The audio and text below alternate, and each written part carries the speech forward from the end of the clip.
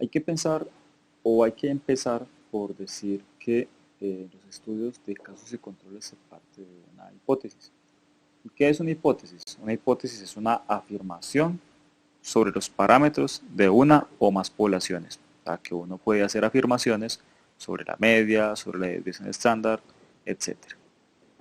En general, decimos que existen dos tipos de hipótesis, una hipótesis nula y una hipótesis alternativa.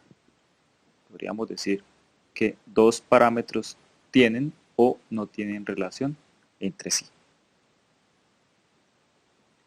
En general, los estudios de casos y controles tienen una hipótesis a priori, o sea, se sospecha que hay una relación entre una variable y un desenlace. ¿Cuál es la excepción a esta regla? Son los estudios exploratorios, donde se empieza una investigación o se parte de una epidemia o de alguna situación que surge intempestivamente y no se tiene claridad y por tanto, o cuál es la causa de ese desenlace y por tanto no hay una hipótesis específica. Pero en general, como han visto a lo largo de esta charla, se considera que una variable podría ser lo que podríamos decir que es una hipótesis nula, es la relación de asociación o la no relación, perdón, de asociación entre la variable y el desenlace y se parte de la idea de que vamos a rechazar la hipótesis nula de no asociación. Para ello se deben usar pruebas que permitan la comparación de dos variables categóricas. Entonces, esta exposición de dos categorías de estar o no estar expuesta debe hacer por medio del análisis que vamos a hablar más adelante. Por este tipo de estudios no se puede dar una asociación causal, simplemente una asociación de frecuencia de exposición. El desenlace es presentarlo o no presentarlo. Ejemplo, una exposición, infarto agudo del miocardio, y un desenlace, la muerte. Empecemos entonces con los análisis sin pareamiento. Recuerden que habíamos dicho que los diseños de los estudios se podían hacer en grupos pareados o no pareados. Entonces, ¿cómo se haría un análisis en grupos que no hayan sido pareados? En estos casos, los estudios de casos y controles se miden a través de pseudotasas. Y decimos que son pseudotasas porque al partir de un efecto, o sea, un desenlace, que es de donde parte el estudio, y se definen unas posibles causas, a lo que nos referimos como una exposición, se basa en una posible causa y efecto, lo cual puede conllevar con muchos sesgos o puede llevar a muchos sesgos que más adelante hablaremos de ellos. Entonces existe una probabilidad de que haya un error. Por eso nos referimos a pseudotasas. Y aquí entonces introducimos la palabra momios. ¿Y qué son los momios? Es la frecuencia relativa de la exposición o condición en un estudio. Se estima que los momios son los casos expuestos sobre los casos no expuestos y los controles expuestos sobre los controles no expuestos. A esta eh, relación entre expuestos y no expuestos de casos y controles vamos a llamar razón de momios. El riesgo relativo o razón de tasas de incidencia es la forma de analizar los estudios donde se puede medir la incidencia. Pero como hemos visto durante toda esta charla, aquí no estamos midiendo incidencias, solo estamos midiendo frecuencias de exposición. Por tanto, el ERR o el riesgo relativo no se puede utilizar en este tipo de estudios. ¿Qué utilizamos entonces? El OR o el odds radio o la razón de odds o de otra forma el riesgo relativo indirecto, que es como se hace, como lo acabamos de decir, la razón de momios. Entonces, se sabe que la mejor medida de riesgo se hace a través de la razón de tasas de incidencia, o sea, la RR. Pero como dijimos, no la podemos realizar en este tipo de estudios, sino que se hacen otro tipo, como los estudios de cohorte o los ensayos aleatorizados, donde se observan casos incidentes cuando se va de la exposición al desenlace. Pero como aquí partimos del desenlace y una posible causa y efecto, por tanto ya lo dijimos que no podemos utilizar el RR. Además, si miramos hacia atrás buscando el riesgo de enfermedad, nos tocaría definir un punto de partida similar para casos enfermos y para controles. Pero como retrocedemos en el tiempo, no tenemos un punto de partida real. Por eso es mejor definir la asociación. Veámoslo de la siguiente forma. En esta diapositiva vamos a mostrar cuál es la forma o cuál es la utilidad o cómo hacemos el análisis de este tipo de estudios. ¿Cómo se calculan los datos que obtenemos con el estudio? Pero no nos compliquemos mucho con todas estas fórmulas, no hay necesidad de que se las aprendan. Lo único que tenemos que definir es que aquí están para cuando ustedes las necesiten y cuando empiezan a hacer sus estudios de casos y controles y vayan a la parte de análisis. Pero miremos entonces qué contiene esta tabla. Tenemos una tabla de 2×2. Tenemos una zona de las columnas donde tenemos la exposición y decimos si los sujetos están expuestos a la variable o no están expuestos a la variable.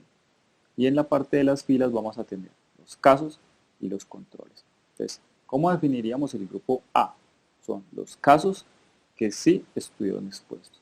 El grupo B sería los casos no expuestos y de ahí obtendríamos un total, que diríamos que es N1.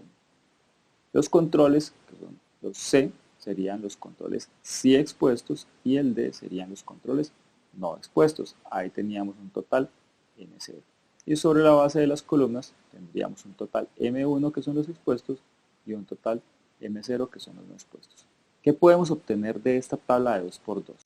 Podemos sacar, por ejemplo, prevalencia. ¿Qué sería la prevalencia? Prevalencia de exposición de los casos, donde haríamos una división entre los casos expuestos y la totalidad de los casos. Una prevalencia de exposición en los controles, donde tenemos los controles expuestos sobre la totalidad de los controles. Y aquí empezamos con las razones de momios. Momios de exposición en los casos. En este caso tendríamos los casos sí expuestos sobre los casos no expuestos. También teníamos los momios de la exposición de los controles, que serían básicamente los controles expuestos sobre los controles no expuestos. Y la razón de momios, que es nuestra fórmula importante que vamos a sacar para tener un resultado que ahorita vamos a definir cómo se analizan, sería entonces A por D sobre B por C. O sea, casos expuestos sobre controles no expuestos. Perdón, casos expuestos por controles no expuestos sobre casos no expuestos por controles expuestos. Y eso va a dar un resultado que ahorita hablamos de él. También podemos sacar el intervalo de confianza, que utilizamos con esta fórmula de acá. Pero para poder calcular el intervalo de confianza, y ahorita definimos qué es un intervalo de confianza, necesitamos calcular la desviación estándar, que aquí también la vemos cómo se calcula la desviación estándar. Vemos que es una raíz cuadrada sobre 1 sobre los casos expuestos más 1 sobre los casos no expuestos más 1 sobre los controles expuestos más 1 sobre los controles no expuestos. Y eso nos va a dar un valor. También podemos sacar un cálculo que se llama el riesgo atribuible a la población, ahorita definimos qué es, y un riesgo atribuible a los expuestos. Concentrémonos en la fórmula de la razón de momios y vamos a ver cómo sale esta razón de momios. Y aquí lo vemos. La razón de momios o la fórmula de odds ratio sería entonces A sobre A más C. C sobre A más C, B sobre B más D, B sobre B más D, D sobre B más D. Esto que nos va a dar A sobre C sobre B sobre D. Y si despejamos esta fórmula, vamos a encontrar que sería A por D sobre B por C, como les había dicho anteriormente. O sea, A, que serían casos expuestos, por D, que serían controles no expuestos, sobre B, que serían casos no expuestos, por C, que serían controles expuestos. ¿Cómo se analiza esta situación? Entonces, si el OR nos da un valor de 1, eso quiere decir que no hay mayor riesgo por estar expuesto. Si el OR nos da mayor a 1, quiere decir que los expuestos tendrán un mayor riesgo de enfermar. Se considerará entonces que la variable que estamos estudiando es un factor de riesgo para el desenlace del cual partimos nuestra investigación. Si el OR es menor de 1, decimos que los expuestos no tendrán un riesgo para desarrollar la enfermedad o tendrán un menor riesgo. Básicamente se consideraría un factor protector. El OR además nos permite establecer la significancia estadística por medio del intervalo de confianza, y ahorita vamos a ver qué es el intervalo de confianza. Permite establecer la fortaleza de la asociación por medio de un valor numérico. ¿Y cómo es eso? Pues no es lo mismo tener un valor de OR de 1.2, donde está por encima de 1, y podríamos decir que es un factor de riesgo la exposición con el desenlace, a tener un OR de 6.4, por ejemplo, donde vemos una mayor asociación. O sea que la exposición a esa variable o a esa situación nos va a generar un mayor riesgo de desarrollar el desenlace que estamos estudiando. Desde ese punto de vista, entonces, vamos a definir otro parámetro muy importante, que es el intervalo de confianza. ¿Para qué sirve el intervalo de confianza? Sirve para cuantificar la precisión de la asociación. Y se realizan, como acabo de decir, los cálculos de intervalos de confianza. Normalmente estos cálculos de intervalo de confianza se estiman aproximadamente en un 95%. ¿Qué quiere decir eso? Que si este estudio se repitiera n veces bajo las mismas suposiciones estadísticas, el resultado de la razón de momios estaría en este rango en 95% de los casos.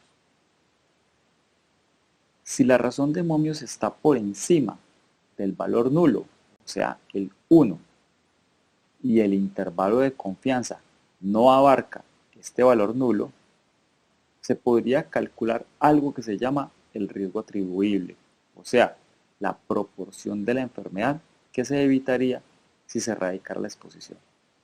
Esto es un poquito difícil de comprender a primera, pero vamos a ver un ejemplo. Veamos esta situación que nos plantean en este artículo. Digamos que se va a hacer un cálculo de la razón de momios para evaluar cuál es el riesgo de cáncer endometrial en relación con la obesidad.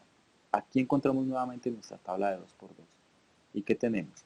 En las columnas tenemos el índice de masa corporal y vamos a considerar expuestos a aquellos que tengan un índice de masa corporal mayor de 30 y no expuestos a aquellos que tengan un índice de masa corporal menor de 30.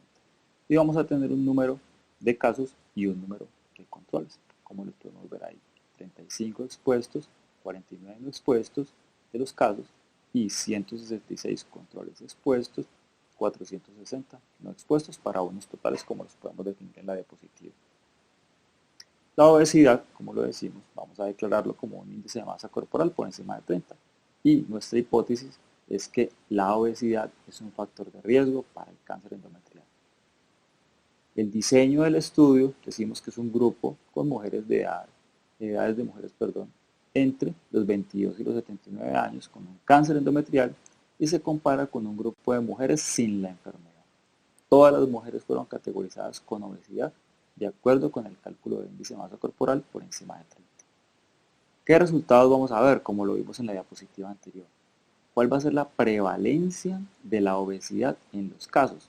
Entonces, ¿cuáles son?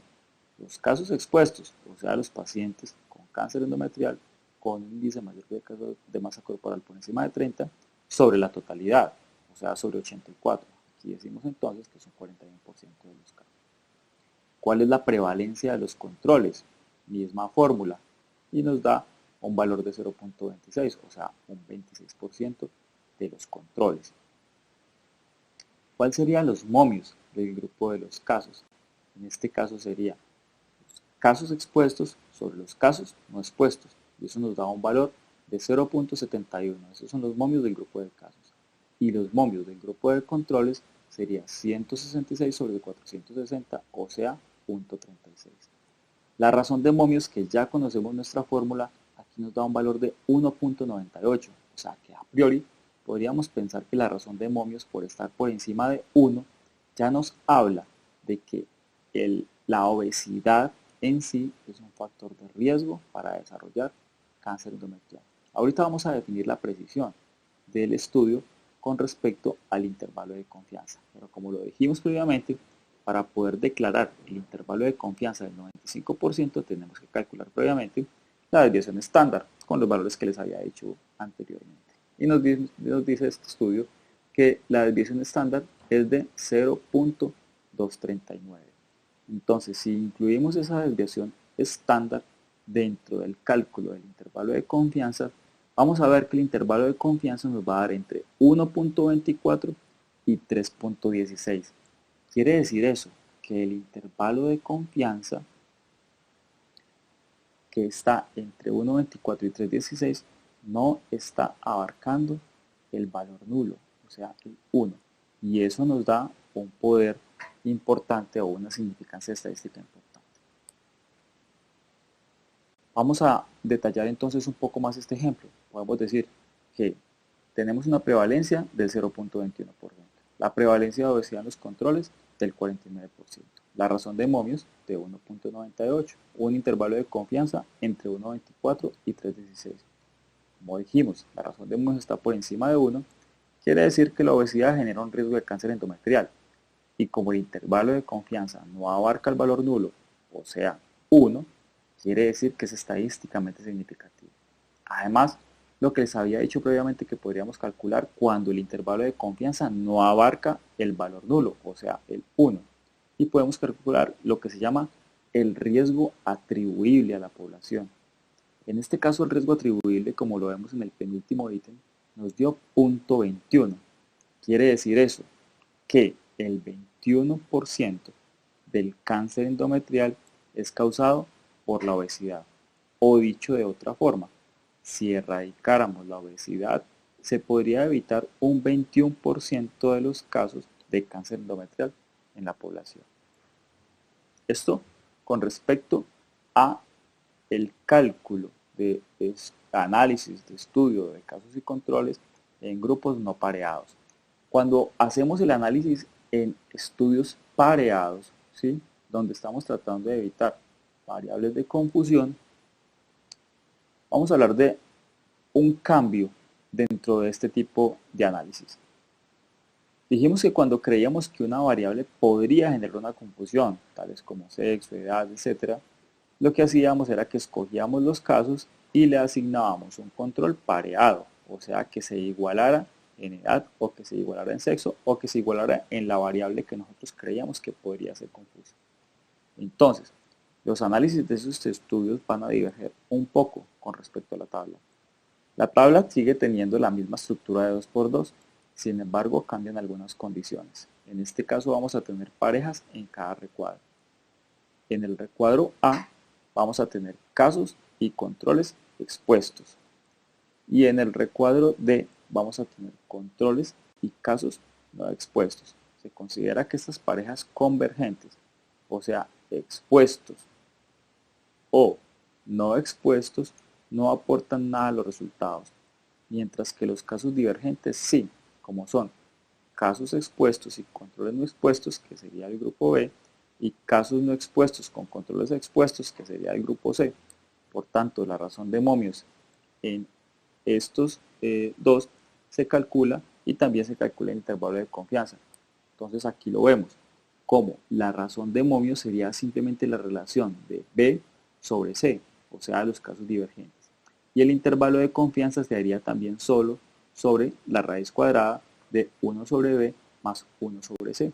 Esa sería la forma de hacer el cálculo o el análisis de la razón de momios en los estudios pareados de casos y controles. Es muy importante también tener en cuenta una situación que se llama la sobreestimación, y es cuando hay asociación entre dos factores que pueden estar influidas por una tercera variable. Por ejemplo, asociación entre infarto agudo del miocardio y cigarrillo, pero en pacientes que también consuman anticonceptivos orales o de cualquier otro tipo, que puede considerarse un factor de riesgo para infarto agudo del miocardio. La tercera variable tiene un efecto de interacción, o sea que a diferentes valores de la tercera variable puede haber cambios en el resultado del odds ratio o de la razón de Mohs. O un efecto de confusión porque la tercera variable puede estar asociada con el factor de riesgo y con el desenlace, lo cual modificará la estimación de riesgo de forma global. Para ello, y para definir si existe o no una sobreestimación con respecto a una tercera variable que pueda estar influyendo entre las dos variables o la variable de estudio más un desenlace, tenemos que utilizar unas fórmulas que la más importante son la interacción de la tercera variable o el método de Mantel y Hansen. Lo que hace es subclasificación de grupos de la tercera variable, definir si los grupos son diferentes o no, comparar el riesgo relativo indirecto ponderado y el riesgo relativo indirecto crudo y verificar si existe un factor de confusión o un factor de indirección. Entonces, se estima el RRI en cada estrato de la tercera variable de acuerdo al número de casos y controles que hay en cada nivel. Después si se obtiene un RRI ligeramente distinto en cada grupo, se definirá si la diferencia es lo francamente importante para considerarlos diferentes en cada grupo, lo cual se considerará que hay un efecto de interacción. Si cada grupo de la tercera variable subclasificada es igual, se considerará que lo que es un efecto de confusión. Entonces, lo que se debe hacer es un RRI ponderado. Si el RRI crudo es diferente al RRI ponderado, se considerará un efecto de confusión. Si son iguales, no habrá confusión por la tercera variable. ¿Qué dificultad puede existir en este tipo de análisis con el método de Mantel y Hansen? Y es que no existe un valor definido para considerar diferentes los subgrupos de la tercera variable. No existe un valor específico que uno diga por encima de tanto es diferente o por debajo de tanto son iguales, por lo cual queda a juicio del investigador definir si cada subgrupo es diferente